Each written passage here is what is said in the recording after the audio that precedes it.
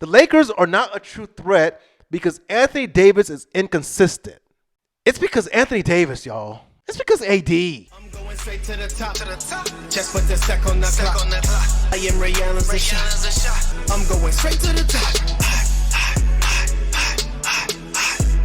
Yo, what's going on, everybody? Welcome back to another episode of the Sports and the Real Shit podcast. Mike Philman here. As always, I appreciate you guys joining me, listening, watching, YouTube, wherever you are, whatever you're listening on. As always, thanks for the love, social media, and everything. It's been a couple weeks. It's so hard. This is an admission. It's so hard to watch games and put out content at the same time and hold down a full-time job, all right? Especially if you're trying to watch football, college football, NFL, NBA. Like, it's a lot. And trying to put your thoughts down on paper, on a computer, and then, recording. And it's a lot, man. So shout out to those who are able to record and do all this stuff more often than I do. It's hard, man, trying to do all this and a full-time job. But I'm not complaining. I'm just saying how it is. But it's been a couple weeks. A lot has gone on. I've had a lot on my mind. So let's get it right into it. Before I get into the pros, I wanted to circle back to college football and really just the topic of the Colorado Buffaloes, since everybody else has hopped off the bandwagon, right? It's crazy how that works. Crazy how that works, right? They're winning 3-0, surprising everybody, Deion's, talking trash. His kids are talking trash, and everybody's up on the mountaintop with him, and all over ESPN, and Big Noon Saturday game is there, and, Fox and everybody, all the shows, it's all Deion all the time. And as a result, there's a lot of bandwagoners and there's a lot of haters. They've lost quite a few since then. And nobody's talking about them anymore. Deion is still the same personality. He's still flashy, right? But the talk of the town that they were a few weeks ago is gone.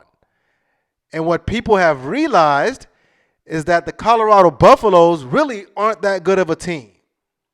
They weren't that good of a team to begin the season. They won a couple of games somehow. They willed to victory. Maybe a couple of the teams they played really weren't that good to begin with. So they upset a couple cats. But everyone knew, everyone who wasn't a bandwagoner and just all up Deion's butt, we knew this was going to happen. Because the squad wasn't like that. The squad wasn't like that. All right? They got a couple nice pieces.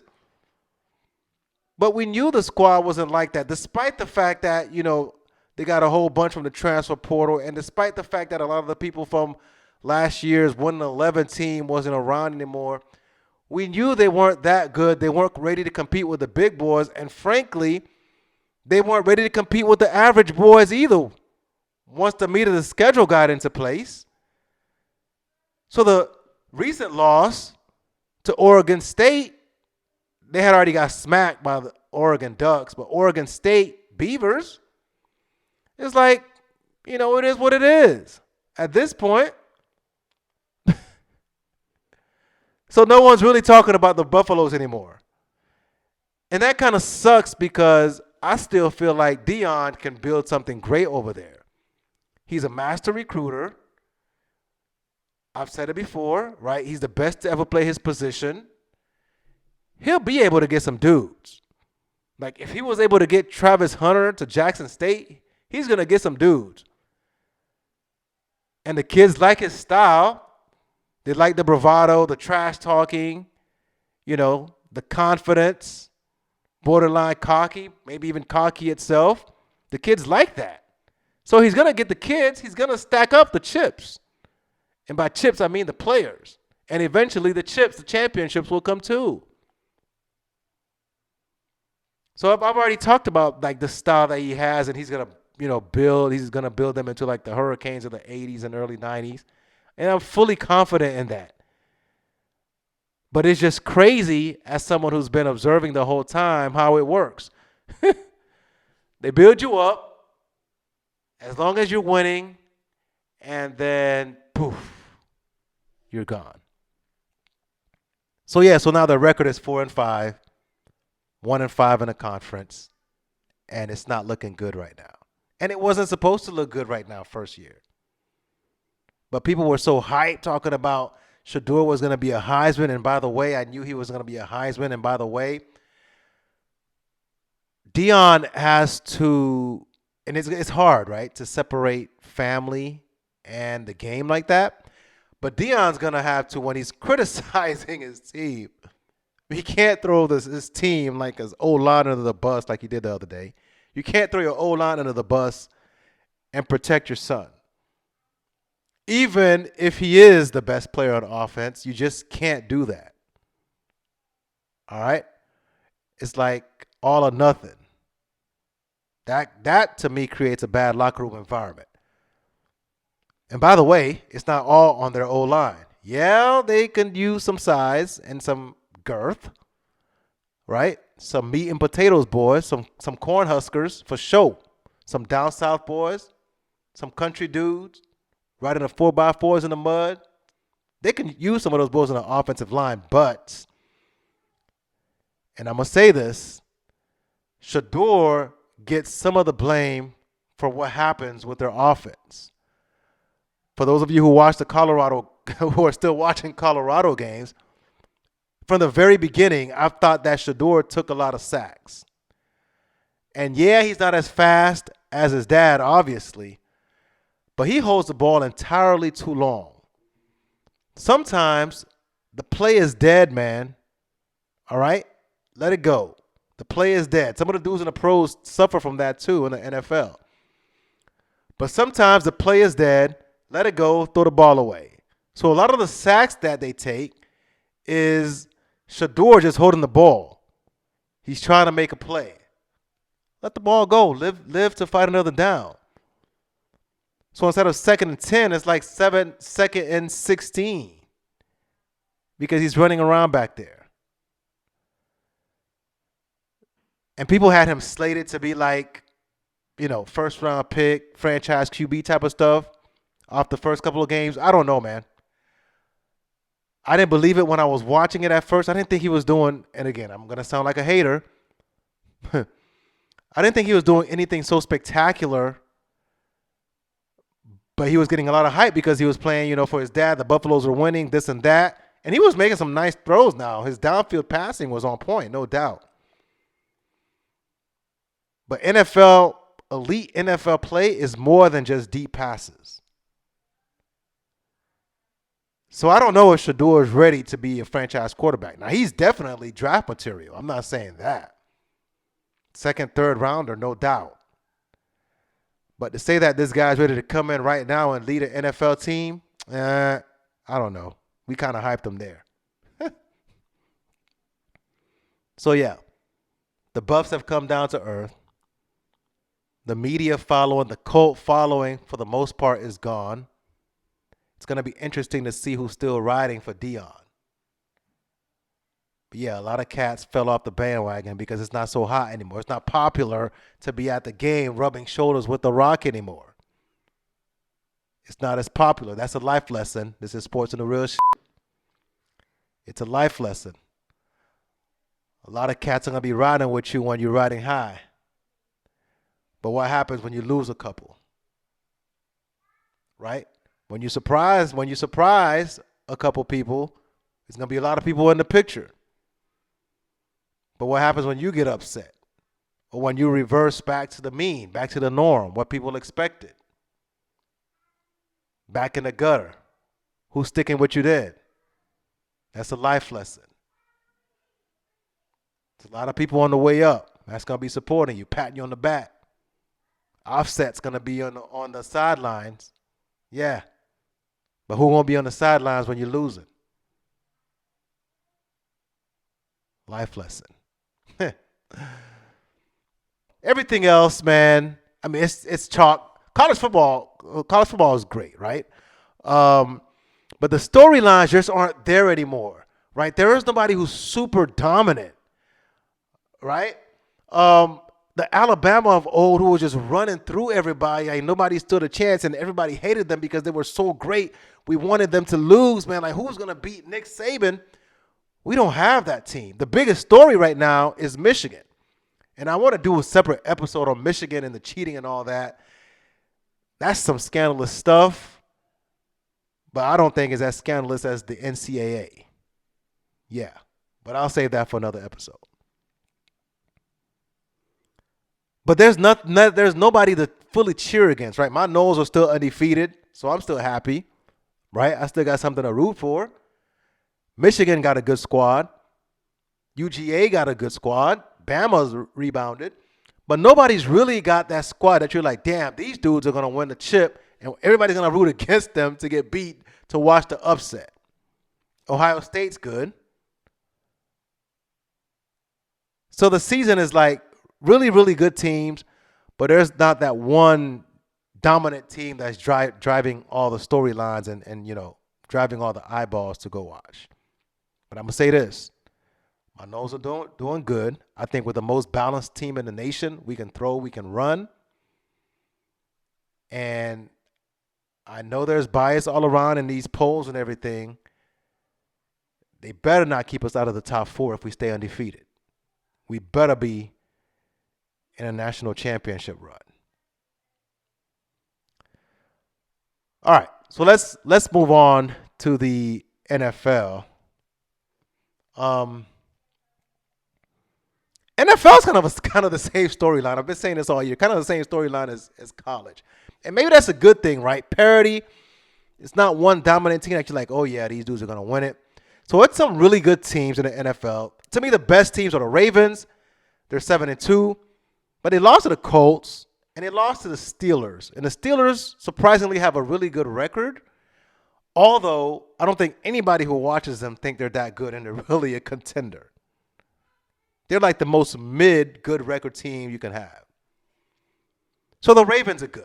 The Chiefs are good still, I guess, right? They still got Mahomes and Kelsey and Andy Reid. But their offense, honestly, is nothing scary. The Chiefs' offense is okay. I guess at any point, Patrick Mahomes, you trust him to get things done, but the Chiefs are okay to me. 7-2. They lost to the Broncos a couple weeks ago. Lions first week of the season. Their offense is suspect, and their defense has kept them in a lot of games. And so they're a good team, right? The Chiefs are a good team, but they're I wouldn't say they're unbeatable, right? Previous Chiefs teams with the Cheetah and them boys, those teams we were like, oh yeah, for sure. And it's not that I'm saying they can't win again. They clearly won last year without Cheetah. But they just don't look the same, man. And I got Mahomes. I'm starting my fantasy team, and some weeks, a couple weeks ago, he carried me. And last week, I took an L because he didn't carry me, right? And that's how they've been, both in fantasy and in real life. Philadelphia, they're still not the team that we saw last year. And maybe because their schedule is better, they're playing, better teams because they're playing a first place schedule this year. But the Eagles, man, at 8-1, they're okay. That's all I can say about them. I don't think they're great. I don't think they're dominant. Their defense is suspect. It's not the same as last year. They lost to the Jets a couple weeks ago. I don't know if Jalen Hurts is as good as advertised, right? He makes plays, but on a scale of Patrick Mahomes to mid, honestly, man, if I'm being honest, Jalen Hurts is probably closer to mid than people think. All right, he has a great line, so he's hardly ever pressured, and he has pretty good escapability, but he's not consistently under pressure like other dudes with bad O-lines.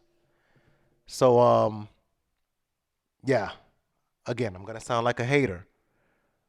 But Jalen Hurts and the Eagles, they're okay. So they're the best team, right? They're the best team in the NFC. They're the best team in the NFC. They just beat the Cowboys. But, yeah, that's all I can say about that. They're just a good team, but their defense is not as good as well last year. And I think the really good teams can beat them. They probably should have lost to the Cowboys. Some calls went the other way. They probably take a L, right? It sounds like sour grapes, but that's just the truth of the matter, right? And I thought Dak played pretty well that game, actually. The Cowboys could have won. So, again, NFL, just like college football, no real major storylines, except for this for me, man. I'm a Miami Dolphins fan. I hate the New York Jets. I think Robert Saleh should be coach of the year. If the Jets end the season anywhere around 500, 8-9, 9-8, Robert Saleh's got to be coach of the year, man. Because watching them play, it's like, how the hell do they even have the record they have? How are they doing this? Like, sometimes you watch their offense. This is not even like a college offense. This is like a bad high school offense, man. It is hurtful to watch. It's painful. And as a Dolphins fan, I've seen some painful offenses, but nothing as painful as this. It is painful watching the Jets offense, but yet somehow they're hovering around 500. And if they end anywhere near 500 at the end of the season, 9-8, 8-7, give Robert Saleh coach of the year, man, because they're averaging like 18 points a game, and it seems like it's even less.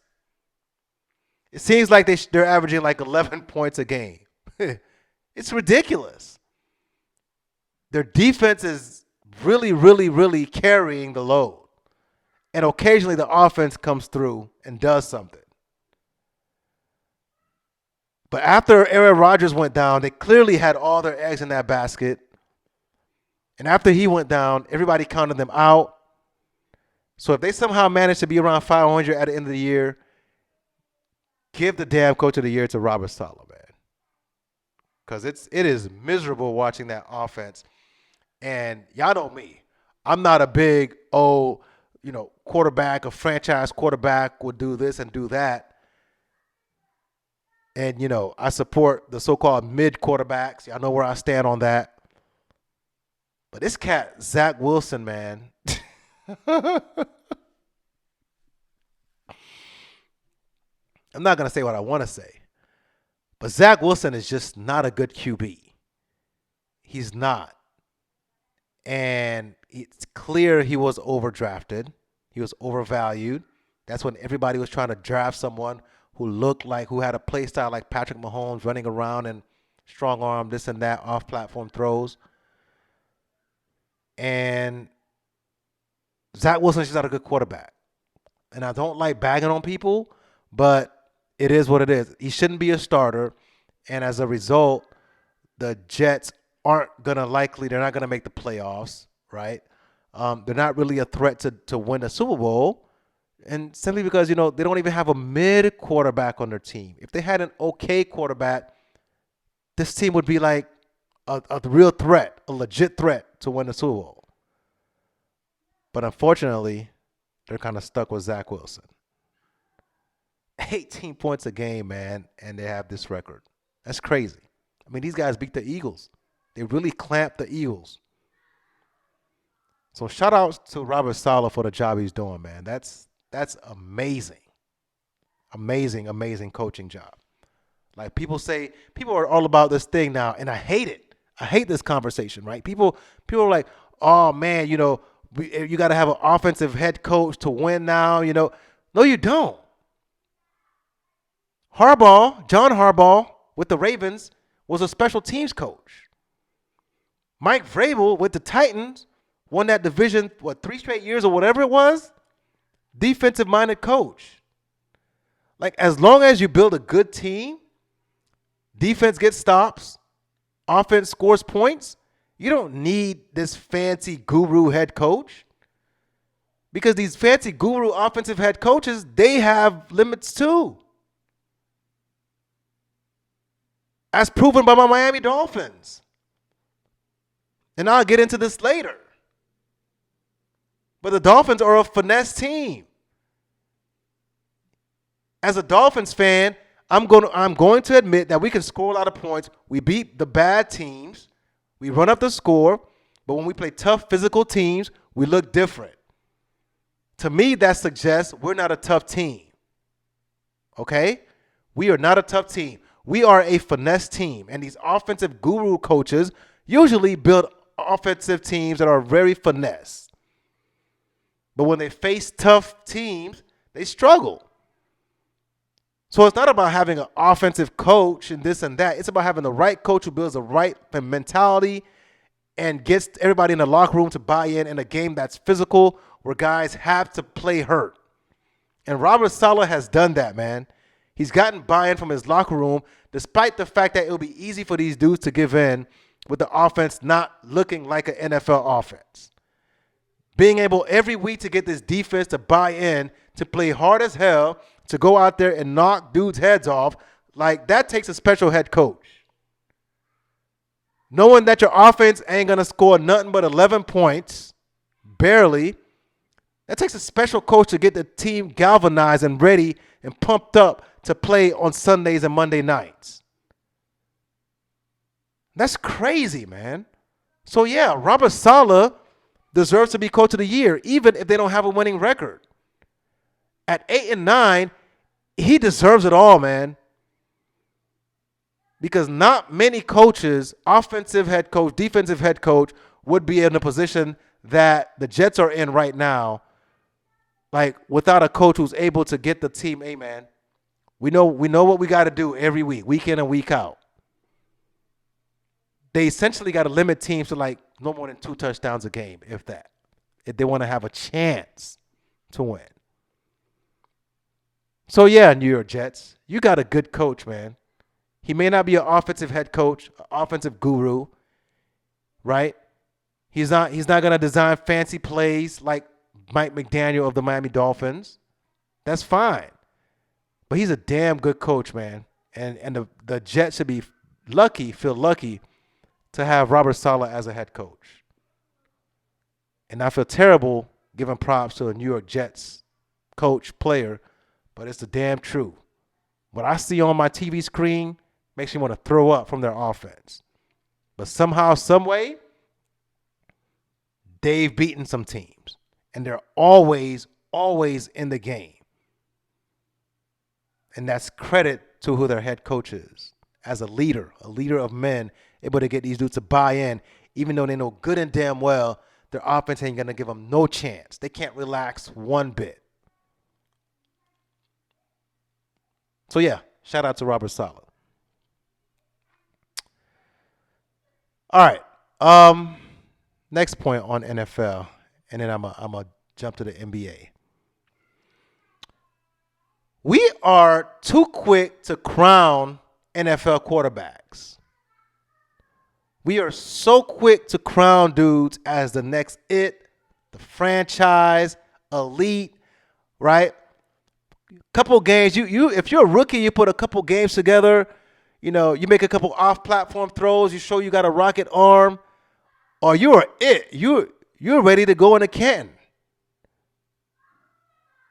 You're that guy. You're the franchise guy. You're elite. And conversely, we're so quick to dump on dudes, right? You're in a rookie. You walk into a bad situation. We're quick to say, hey, man, you ain't like, you suck. You should have been drafted, first overall, fourth overall, fifth overall. You suck. You're mid. You're never going to win a championship. And I know it's the media. It's the world we live in now where everything has to happen immediately, right? We want immediate results. QB gets drafted. He has to show us right away that he's great, that he can throw for 300, 400 yards a game. Or else he's a bust. So this is what we've done with CJ Stroud and Bryce Young. CJ Stroud is pew, and Bryce Young is pew, is a bust. CJ Stroud is great. Bryce Young is not good. That's pretty much what it is right now. And I hate that. I hate it with a passion because it's clear these guys have walked into two totally different situations. It's clear that C.J. Stroud has a much better supporting cast than Bryce Young. Others have pointed it out, right? Kurt Warner talks about how C.J. Stroud's offensive line has given him mucho time, all kinds of time to make his reads and throw passes, whereas Bryce Young is running for his life. He lacks weapons. And I'm not saying C.J. Stroud isn't good. I like C.J. Stroud. The kid's a stud. But to sit here and pass judgment on him or Bryce Young so early is foolish to me because it's clear they're in two totally different situations. But dudes are now saying Bryce Young should have been the first pick when for like 2 years straight, all we heard was that Bryce Young could have been the first pick in the draft the year he didn't come out and the year he came out. Like, even before Bryce Young was eligible to come out, people was like, this guy would have been the number one pick. All of a sudden, people acting like he forgot how to play QB. No, maybe because his environment is not the greatest, he doesn't look as good. And I'm not saying Bryce Young is going to be a Hall of Famer if you put talent around him. What I'm saying is you can't fairly judge Bryce Young right now.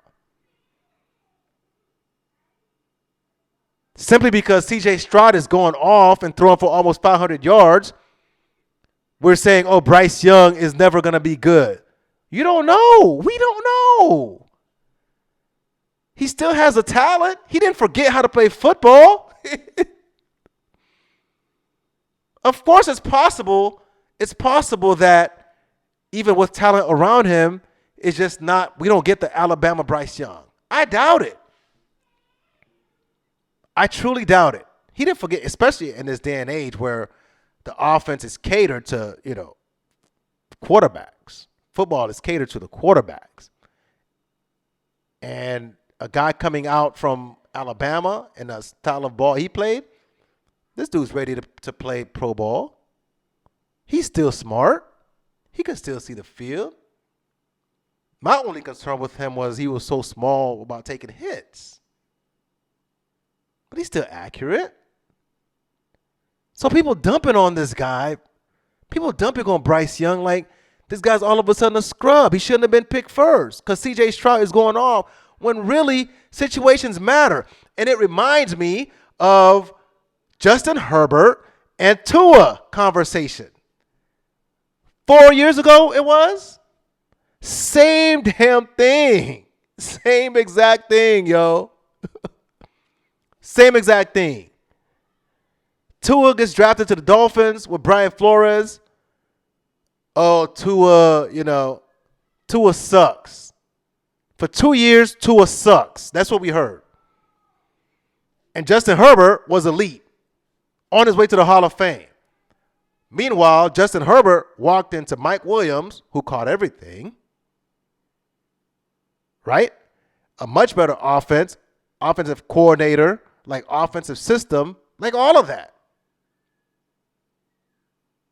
All of that was lined up for him to ball out. And Tua walked into, I don't know, Devontae Parker and all these guys. These guys at the Dolphins were rolling out. Post-tank. That team was awful. And I'm not going to sit here to be one of the Dolphins fans who say Brian Flores was a bad coach. Brian Flores was a defensive coach. And maybe he had some personality traits that rub people the wrong way, right? He's from the Belichick tree, and these guys all seem to have the same kind of personality, right? But I don't know if I would call him a bad coach. Our defense was great under him. Unfortunately, our offense sucked. So Tua looked awful. And people were saying Tua was a bust. And Justin Herbert was it. Justin Herbert was going straight to the Hall of Fame from the very beginning because as soon as he walked into the league, he was throwing off his back foot, off platform, got a laser arm, this and that, throwing 80-yard touchdowns down the field, bombs over Baghdad. Justin. That's all we heard. Justin Herbert this, Justin Herbert that. Meanwhile, everybody was dumping on Tua, man. Everybody those first 2 years. Everybody, even people who thought Tua was going to be good initially, turned on him. A lot of people were praising Tua pre-draft at Alabama, saying he was the next it, this and that. Dumped on him after he got drafted by the Dolphins those first 2 years because the environment he was in wasn't good. And we're doing the same damn thing to Bryce Young and CJ. And again, I like CJ, man. I want the brother to succeed. But you can't sit here and tell me after half a year watching Bryce Young and what he's put in and what environment CJ's put in are equivalent. It's not. So the media is going crazy praising CJ, which they should. While at the same time, people are ready to bag on Bryce saying, oh man, Carolina made a mistake. When before that, most people had Bryce Young as the number 1 overall pick for 2 years. For 2 years, most draft analysts had Bryce Young as the number 1 overall pick. All of a sudden, they're all acting like he can't play. No, his environment isn't conducive to him looking like CJ. That's what it is. But in this microwave society that we're in, even as sports fans, like you got to do it immediately, man. You got to ball out right now or else you suck. You're a bust. And if you suck for too long, then, right, when you become mid, when you become a veteran, and if you happen to become good later on, then you're going to be labeled mid and that you're getting carried by the team around you. Everything around you has to be perfect. When really, the truth is that everyone has to have good players around them to look good. But if you do it too late, you're going to be mid. If you do it early, you're going to be elite. So people are calling Justin Herbert elite, even though Justin Herbert has a 28-28 career record. That is as mid as you get. Well, 29-28 now, I guess. As middle as you get. But he's not going to get that label because people saw early on he was able to show his talent. You know how good it is to walk into Keenan Allen and Mike Williams? Justin Herbert walks into Keenan Allen, Mike Williams, and yes, he put up numbers. Would he have put up those numbers walking into Devontae Parker and whoever else, Lynn Bowden? I'm trying to think whoever else the Miami Dolphins was rolling out then. No. Would C.J. Stroud be putting the same numbers if he wasn't protected and had the same weapons that Bryce Young has? Probably not. So please, man, like we are too quick to crown dudes. We're too quick to dump on dudes. Like, let's give these guys a chance, man. Like, I don't think Justin Herbert's an elite quarterback. And this is an aside, okay? I don't think Justin Herbert's an elite quarterback because to me, we crowned him too soon. Elite quarterbacks have to win big, tough games repetitively. They don't have to win every tough game, but they have to show a pattern of being able to will their teams to tough victories. And I don't know if Justin has shown that. Justin Herbert has shown that. He puts up stats. He throws crazy passes. But being an elite quarterback is more than just crazy passes off your back foot, running, cross body, putting up 4,000 or 5,000 yard seasons. Elite quarterback is more than that, than fantasy points.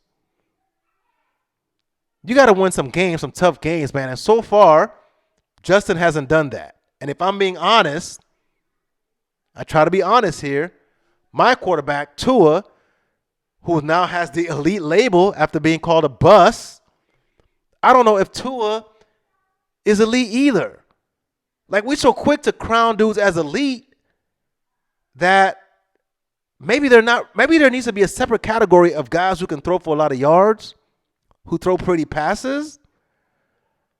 But when it comes down to it, like, you got to win some games, some tough games, man. Like Tua, again, I'm a Dolphins fan. Tua doesn't have a signature victory yet against a tough team in 2 years with Mike McDaniel. That offense, when they play a tough team, a tough defense, that offense looked mid as hell. Tua looks mid as hell. That's the honest truth as a Dolphins fan. So I don't know if I can call Tua elite, just like I don't know if I can call Justin Herbert elite just because they put up a lot of stats and they throw pretty passes. At some point, as a quarterback, to be called elite, you have to win some games, man. Some tough games. Not just scoring 70 points on the Broncos. Like some tough games that maybe we didn't expect you to win. Maybe you're outmatched. Maybe your offensive line is not blocking like they should. Maybe your defense is giving up more points than they usually do. Maybe a couple of cats are hurt. Whatever it is, right? You're going to have to win some tough games. And then we're like, okay, on top of these pretty stats you're putting up, on top of these crazy throws that you can make, you can also win some tough games, man. That, to me, is a sign of an elite quarterback. That's why I don't have no problem calling Pat elite. Because Mahomes has shown, even when the odds are stacked against him, yeah, his numbers may dip when he doesn't have Cheetah anymore. Yeah, it doesn't look as good when Kelsey's not in the game. But you could count on Pat to pull out one for you, right? Even when things aren't going great. That's an elite quarterback. Tough situations they're able to overcome somehow, some way. And no, Pat is not winning every game. And no, he's not winning every Super Bowl. But that's not the point. The point is to display a consistency, a pattern of, okay, you might get me this game, but I'm going to get you the next one. Like I'm not just going to lay down because I'm missing a couple cats or we're against a pretty good opposition, a strong defensive front. And that's a long-winded way to say I'm not a fan of the elite label. I feel like there needs to be multiple categories because a lot of cats we call elite really aren't. I'm going to throw Jalen Hurts in there. There's plenty of other ones. Shoot. Dude up in Buffalo, Josh Allen. To me, there is guys who make fancy throws who look pretty doing it. And then there's guys who look pretty doing it, makes fancy throws, and win some tough games.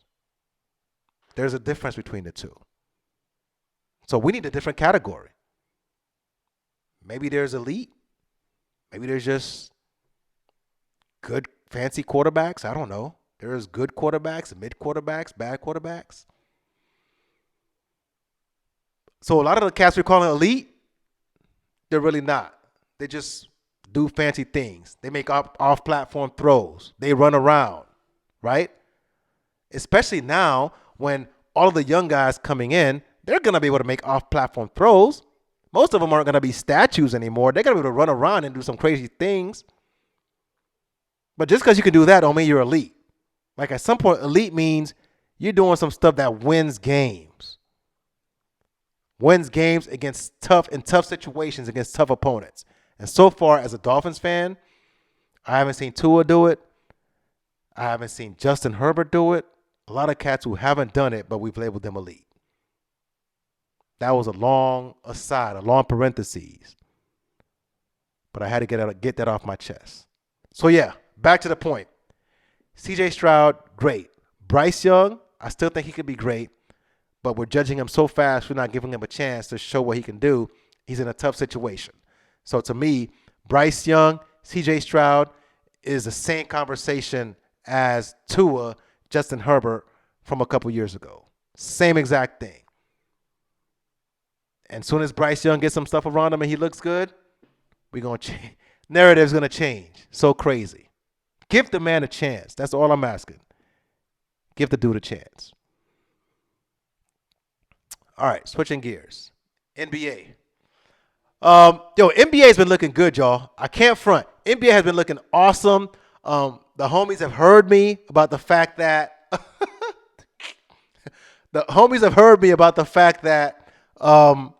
they need to compete, man. Compete. Right? Act like you're getting paid a lot of money to play basketball. Don't let the homies at the LA Fitness look like they're playing harder than you. And so far, NBA has shown up, man. The young guys have competed for sure. The Celtics look good. Drew Holiday is a great fit for that team, man. I knew he'd be good, but he's been a great fit for that team. And KP as well, Porzingis. But Drew Holiday is like, it's just what they need. A stabilizer. He D's up, smart. Sky's the limit. The Bucks look good, but their defense isn't as good. And from what I'm reading, and it's true, now that after I read it, I paid attention to it, they're changing their defensive scheme, right? With Bud, they were pretty much forcing people into the paint, right? So they weren't shooting threes, or they were allowing people to drive to get into the paint. Whereas now they're not letting people drive as much. So they've kind of inverted their defensive scheme. I hope I'm making sense with that. So before, they kind of invited you to drive. Now they're not letting you drive, if that makes sense. So they're trying not to let you drive, I should say. So now they're letting you shoot more threes, right? Before, there was like, nah, we're not going to let you shoot threes. We're going to make you drive. Now it's the other way around. We're going to allow you to shoot threes, but we're not gonna let you. We're gonna close off the paint.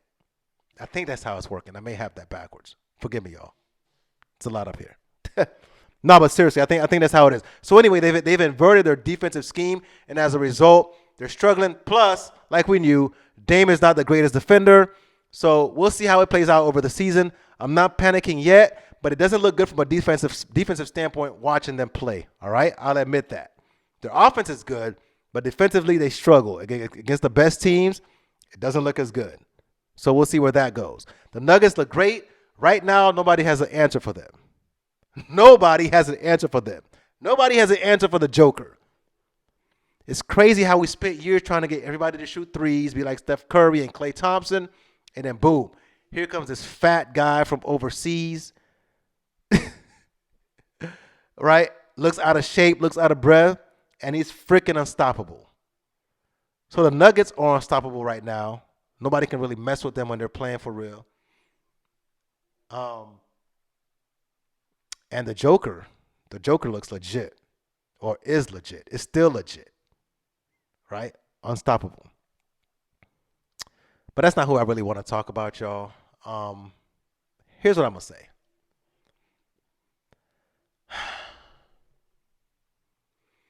The Los Angeles Lakers are not a threat to win the NBA championship. All right? The sooner you digest that and accept that, the better off you'll be the rest of the season. All right? The better off you'll feel at the end of the season when they get eliminated, right? Second round of the playoffs. It is what it is. The Lakers are not true contenders. They're not a real threat to win a championship. Okay? First of all, it's not because, I'm a Laker hater or whatever, right? No. The Lakers LeBron is too old. For this particular team, LeBron is too old. If this was 6-7 years ago, LeBron, I would say for sure they're a contender for the title. Unfortunately, with this version of LeBron, although he's putting up great stats, he's not backpack LeBron. LeBron can't backpack his team. And of course, being the Lakers, just like the Dallas Cowboys, everything they do is magnified. So all the players they brought in, everybody thought these guys were going to be superstars because they joined the Lakers, right? They get overhyped. We overhyped acquisitions for the Lakers. But really, they're just okay guys. They're just role players. But they're in the spotlight. But the reason they won't win they're not true challenger, man. The reason the Lakers are not a true challenger is not just because LeBron is too old and the guy's ridiculous at 38 years old, about to be 39, putting up the numbers and doing what he does. It's amazing, bro. Shout out to Bron. It's like, seriously, shout out LeBron for being in such great shape at this age, so many miles on his body. I don't know how he does it. No one else has ever done it like that, sustained it for that long.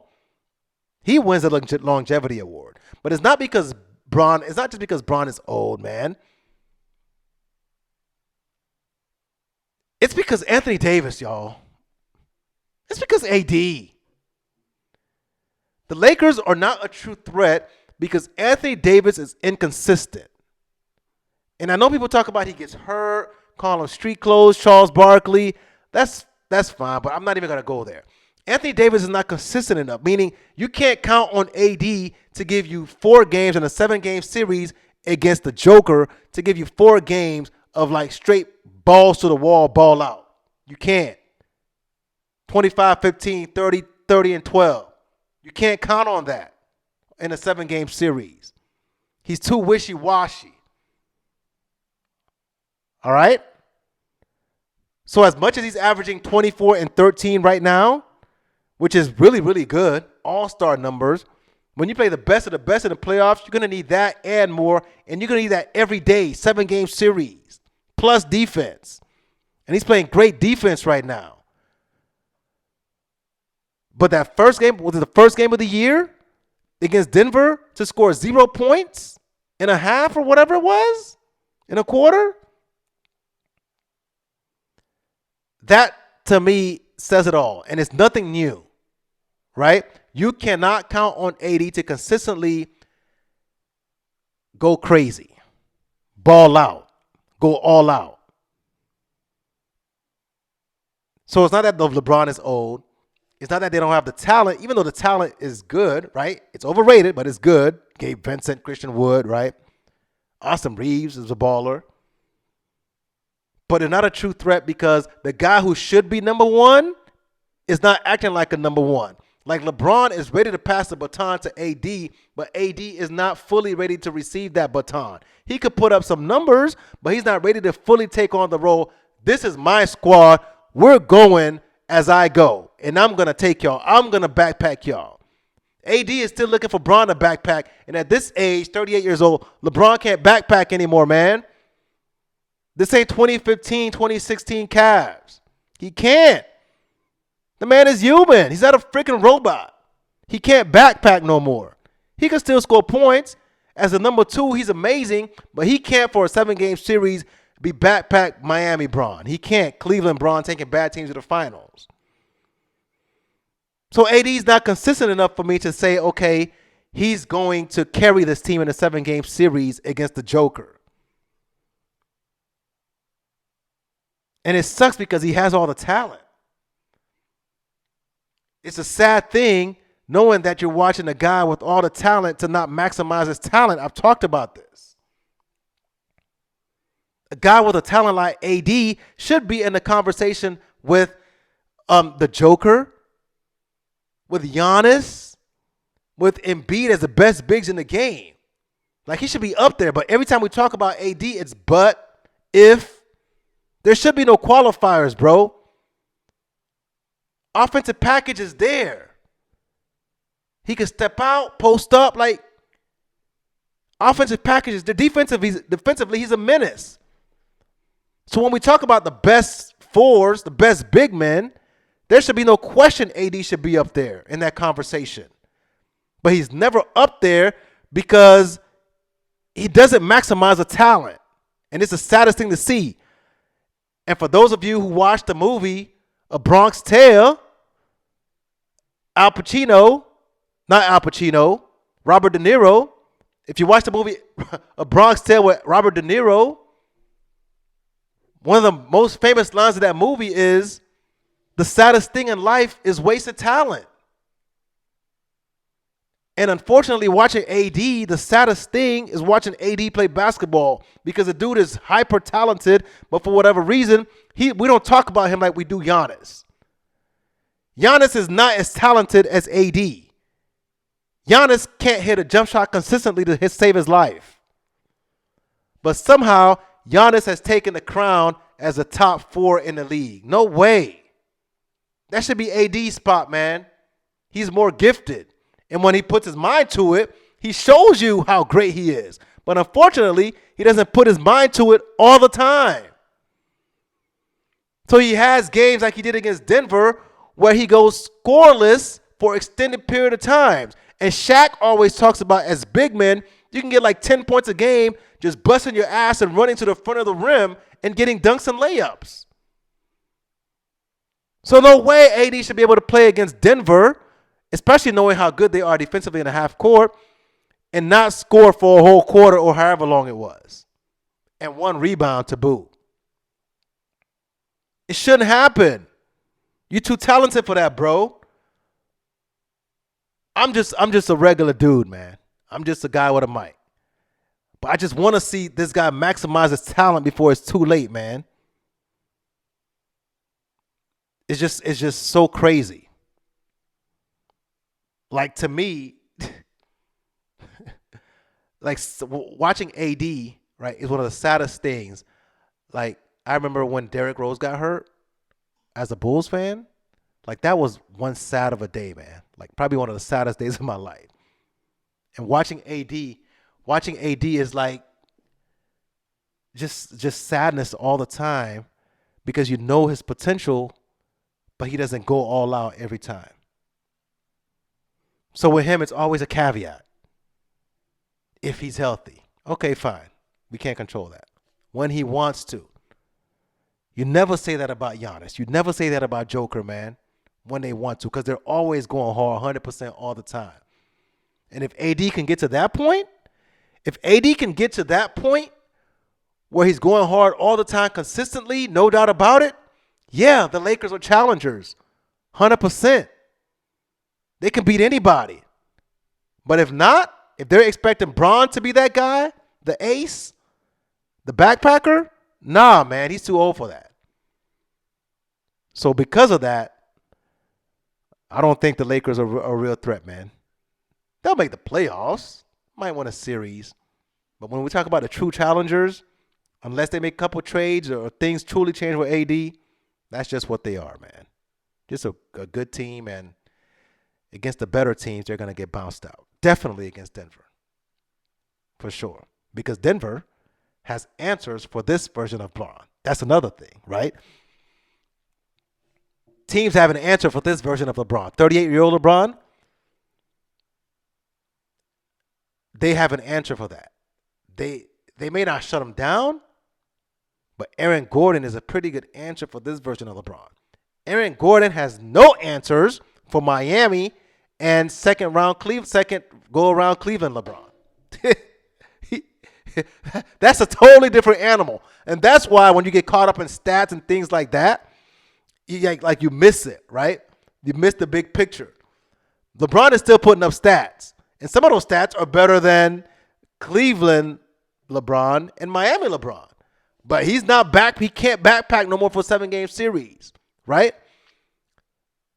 Miami Cleveland LeBron is, okay, AD, you don't want to score? Okay, fine. I'm going to score 51, grab 13 boards, drop 11 assists, right? And we're going to win this game.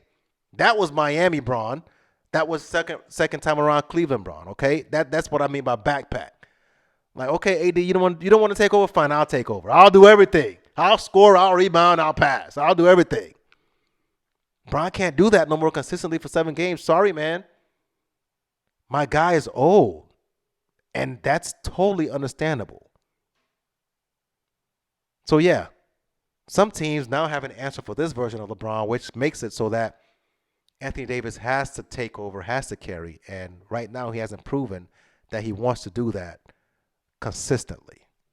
So we'll see how that plays out. But for now, I'm jumping off the Lakers bandwagon. I don't think they're a threat. On the other hand, I predicted that the Suns will be a contender, and I don't know if they really are. And that's because they haven't been healthy. And that's the problem. Because I don't know if the Suns will be healthy. I forgot how bad it's been with Bradley Beal the last couple of years. The brother can't stay healthy for nothing. So right now, the Suns are KD and Booker dependent, which is fine. Regular season, they can get away with some wins doing that. I still think they need a true point guard. Late game execution still looks sus, right? They still just got to give it the book and hope he creates. He's a scorer. He can do that most of the time. KD is a scorer. He can do that most of the time. But then they don't have a true facilitator. And that might, as I've said before, come back to bite them in the playoffs. But if they're not healthy, if Beal isn't healthy, like all three of them aren't healthy, forget the playoffs no matter what. All right? True point guard or not. If Bradley Beal's not healthy, forget about it. They're not true contenders. I mean, I had to look this thing up. Bradley Beal has barely played half the games in the last couple of years. I ain't know it was that bad. I forgot how injured he's been. So the Suns better hope Brad gets healthy, man. And I do too, because I want to see how it works. And I think they can score a lot of points and look great doing it. They all got deep range. They all can shoot the biddy. Like, these guys are true scorers, all three of them. But if they're not healthy, forget about it. So that Suns pick I had of them being contenders to the Nuggets, kind of dicey right now, y'all. Iffy. Because I don't know if they're going to be healthy. And if they're not healthy, forget about it. All right? I reserve the right. I reserve the right if they're not healthy to change my mind, for sure. So here's really what's the big deal with the NBA, all right? Y'all know what time it is. Who's taking over? Wemby. Victor Wembanyama. And this kid is sick. All right? I know I had my doubts about him coming in. This guy is amazing. And amazing in the sense that the way he's grasped basketball. He's a basketball player, y'all. He's averaging like close to 20 or whatever now, right? His scoring average is going up, 7-8 rebounds. Obviously, it's only been a couple games, so average is going to fluctuate. But when you watch this cat play, man, it's ridiculous. It looks like he can guard three people at the same time. Like, he's guarding the paint, he's guarding the top of the key, he's guarding the wing with his long-ass arms. It's like one step to block the three-point line, one step to block the three-point line in the top of the key, one step to block the three-point line corner, and he's already blocked off the paint. So he's guarding three dudes by himself. He shrinks the court, and he forces you to have bad spacing. All right? So Wemby on defense forces you to have bad spacing. So in the league where everything is about spacing and corner threes and this and that, he forces you to have bad spacing because he eats it all up by himself. Long-ass arms, long-ass strides. He's quick. He gets out the shots. Earlier in the season, he challenged, like, I feel like he was like way in the corner, but he's able to challenge a shot that Kyrie was taking, at the elbow, like, and block the shot. It's amazing. And his intelligence is amazing. Using his height on defense is amazing. He's a true basketball player. And aside, parentheses, Shaq got a lot of flack, a lot of heat for comparing Wemby to Bol Bol. And he really shouldn't have. If people took time to understand what he was saying, all Shaq was saying was that Bol Bol with the ball in his hands coming down the court looks like Wemby. Matter of fact, I would go as far to say coming down the court, ball in his hands, Bol Bol looks better than Wemby. He looks more fluid, right?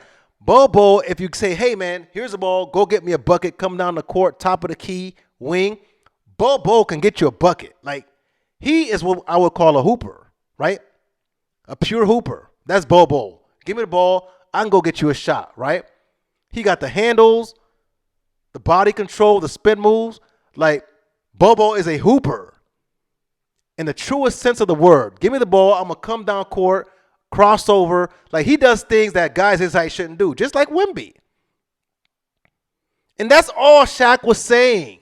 Shaq was just saying, hey, man, they look alike. Bol Bol could do some of the same things that Wemby does. And I think he looks better than Wemby doing some of those things. Like, his handles, I think, are better than Wemby's right now. He looks more fluid, right? Right to left, left to right crossover. He looks very fluid as a scorer, as a pure hooper.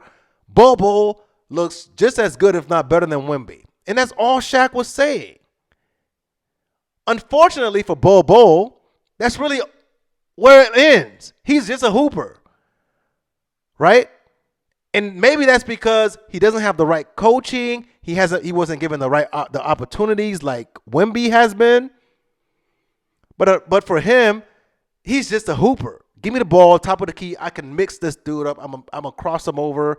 Like, I'm gonna shoot this tray ball in his face. I'm gonna go dunk on him. Like, he got a hooper's package for sure. He got a bag, but that's where it ends with him. But with Wemby, this dude is a hooper. He can give you buckets, and he's a basketball player. His IQ is off the charts. He knows body positioning. He's not afraid of contact. He's not afraid and wants to play defense. He understands passing and passing lanes. Like, this dude's advanced. Like, he's a basketball player. So some guys are just hoopers. Some guys are basketball players. Wemby is both. And that's what makes him so incredible, man. Now I see why this guy was so hyped. This guy is amazing because he does things at 7'4", whatever he is. People say he's 7 feet 5, 7 feet, whatever he is, that guys his size should be able to do. He can handle, he can be a hooper, and he has the IQ of a basketball player, meaning he makes smart plays, smart passes, smart defense, understands positioning. He does all that stuff to win basketball games. Uses his height. Like, I watched Booker try to give him like a shoulder in his chest or something like that when they played the Suns. He didn't even do nothing. Like, he's tough. He's ready for the challenge. He knows dudes are going to try to pick on him because of his size. And he's ready for that. He's ready to step to the plate. So this guy's going to be amazing. He already is amazing. He's going to get even better. I hope, Pop, if you're listening, I hope that you force him in the paint, though. I hope that you don't let him just rely on his jump shot. As good as it is and it's going to get, height is still the biggest mismatch in basketball. Height is still the most important thing in basketball. And at 7'4" around the basket, nobody can stop him. The lobs that he can catch, like, ain't nobody getting to those lobs at the top of the square like that, man. So easily. And his arm is, like, he's not even fully extended, but he's able to catch a lob at the top of the square. So, Coach Pop, please make sure this guy, man, I don't know who he has to work with. Make sure he develops a post game, gets a little bit stronger so dudes can't move him, so he can take advantage of his size. What I would hate is that he wastes his height just crossing dudes up and shooting J's. And I know that's not going to happen because Pop is a good coach, but I really want them to emphasize, like, yo, at 7'4", ain't nobody stopping you down there, man. Catch the ball in the paint, turn around, and literally dunk on them all day. But this gets the truth, man. But I do want to say, right? I do want to say this. In all seriousness, he's nice. He's going to be great. Potential is off the charts. Let's stop overhyping him. People are saying, his floor is KG. Do people forget KG? Do people forget prime Kevin Garnett? Saying somebody's floor is Kevin Garnett, that's unheard of. And we did this with Bron, and fortunately for us, Bron was able to live up to the hype. But prime KG is, that's an animal, man. So to say that his floor is KG was so tall, he's so quick, so bouncy, like, whew. I love Victor, man. I love Vic. I love what I'm seeing out of this kid, but please, let's slow down with the KG is his floor talk, all right? Let's just slow down. Like, KG was a baller, okay? Please, let's relax. Let's relax. He's going to be better than Tim Duncan, and let's relax. The guy's going to be great. Let him figure out his own career. But saying that basically making it sound like this guy's going to be a bust if he's not prime KG, when prime KG is one of the top 25, 30 cats to ever play in the NBA. Come on now. Come on. Let's be for real. Vic would take that career any day, and so would the rest of us watching that. So please, let's slow the hell down. Again, I just hope he fills out a little bit. Not fat, but fills out his man straight and get his butt in the paint. The man competes. He loves to compete. He ain't backing down. Dude's trying to bump him off. No, he ain't trying to back down like that. Yeah. He's going to be a problem. He's going to be a problem. And that leads me to my next point. Is the NBA rigged? Even just a little bit? Is the NBA rigged even just a little bit, y'all? I know we talked about the NBA being rigged. Fans talk about whenever their team loses, especially when their team loses to LeBron, right? Or the NBA is rigged for LeBron. Right. We've heard that.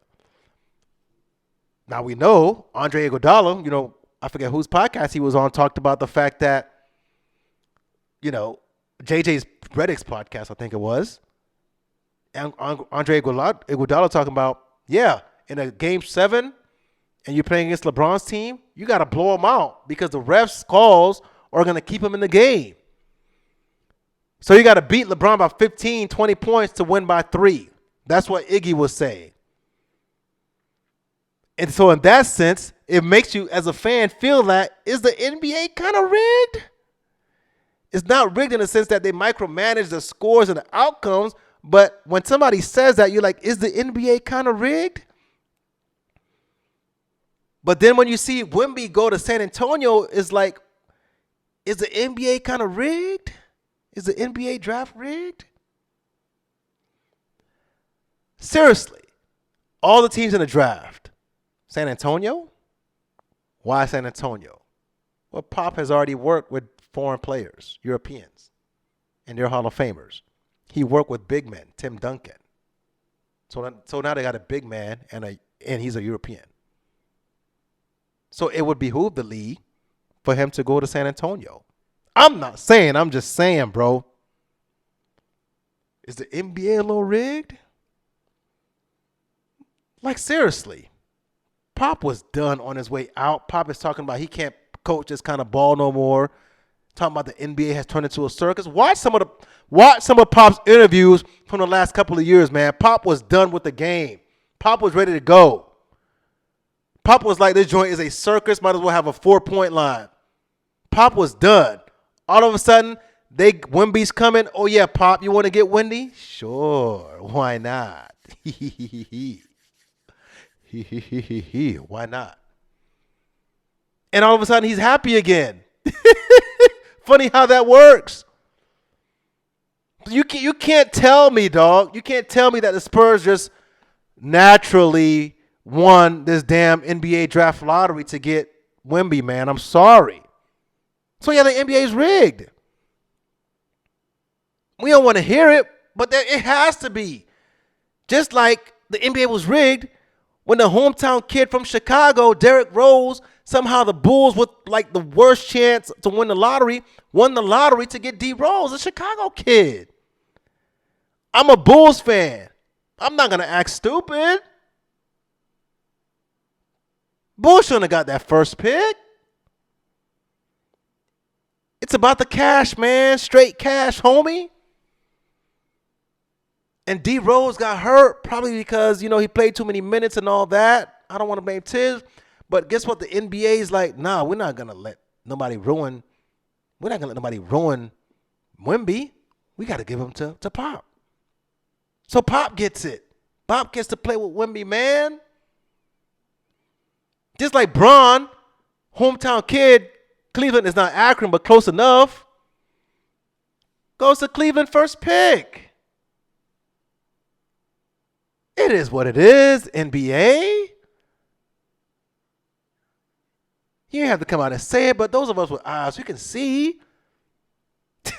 Hey, don't come after me, NBA. I'm just joking. I'm just joking, NBA. All right? I'm just joking. If you're hearing me, I'm just joking. All right? Now, but seriously, come on, y'all. How does that happen? How? Hey, but it works out, though. Can you imagine? Can you imagine Wemby playing for Thibodeau? Tibbs? This guy, his knees would fall off after like the first week of the season because he plays great offense and defense. Tibbs would have him playing 48 minutes a night. Playing some Joakim Noah Luol Deng numbers. No way the league would allow Wemby to go play for the Knicks. Not as long as Tibbs is there. You ain't fooling me. So, yeah, go to Pop. He knows how to manage minutes. He knows how to deal with big Europeans. Turn them into Hall of Famers. This guy is money bags for the next 15 years for the NBA, man. You think they would risk him going to a team with a coach and an organization that sucks, that's suspect? No way. And I don't blame him. Got to protect the investment. Especially with LeBron about to leave, the league needs somebody to step into that slot, that LeBron slot, because right now there's really not anybody to fill that gap. There are some great players, but there is not a star that everyone gravitates to like LeBron. And the league is going to need somebody, and that guy right now is probably going to have to be Wemby, that everybody gravitates to. You have to watch because he's such a freak, a physical freak. As good as some of these players are, as good as Luka is, as good as Joker is, and Jason Tatum are, they're not physical freaks that Jordan was, and that Kobe was, and that LeBron is. They're not physical freaks. Wemby is a physical freak, and people are going to tune in to watch this guy for the next 10, 15 years, and the league cannot risk that. That's just a fact. So, yeah, he goes to Pop. He goes to Pop. He has to. He had to. Can't risk this guy going to some coach, some organization who don't know what to do with him. No way. No way in hell. So, yeah, the NBA is just a little rigged, y'all. All right? They're not determining outcomes of finals like people want to say. But there's for sure, things happening in the background that's just a little suspect. Just a little bit. All right, let's keep moving. James Harden trade, I'm going to hold off, right? I'm going to hold off judgment. I'm not a big fan of it. I feel like you're going to move Westbrook to the fourth option. He's been having a solid season at playing his role. I don't know if he can continue to play with his role with Harden on the team, but I'm going to reserve judgment. The good thing about the trade is that the Clippers didn't have to give up a lot of picks, all right? Or any major pieces, I should say. So that's good. But I think Russ will suffer. But again, I'll hold off on that. I think it worked in Houston because it was just them two taking turns. I don't know how it's going to work with Kawhi and PG and Harden and Russ. Russ wasn't good with Bron because Bron holds the ball a lot, and Russ was just standing out there shooting threes or third option, fourth option. Didn't work. If that's the case with the Clippers, it's not going to work. But I'm gonna watch a few games, and I'm going to revisit this one, and we'll talk about that another time. But as of now, I'm not a big fan. All right? I'm not a big fan. All right, y'all. That was a lot, man. But it's a lot going on. NFL, NBA, it's a lot to talk about. I love it. But I'm going to leave it there. Again, I'll get back. I'll get back on that Clippers. I'll update y'all on that Clippers one. We'll see how it goes. Watch a few games. Let y'all know my thoughts on it. But I'm going to leave it there. Appreciate y'all watching once again, as always.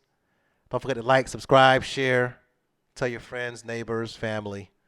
Having a good time over here talking about sports and the real stuff. But I'm going to catch you guys next time. Mike, sports and the real shit. Peace. I'm going straight to the top. Just put the sec on the clock. I am Ray Allen's a shot. I'm going straight to the top.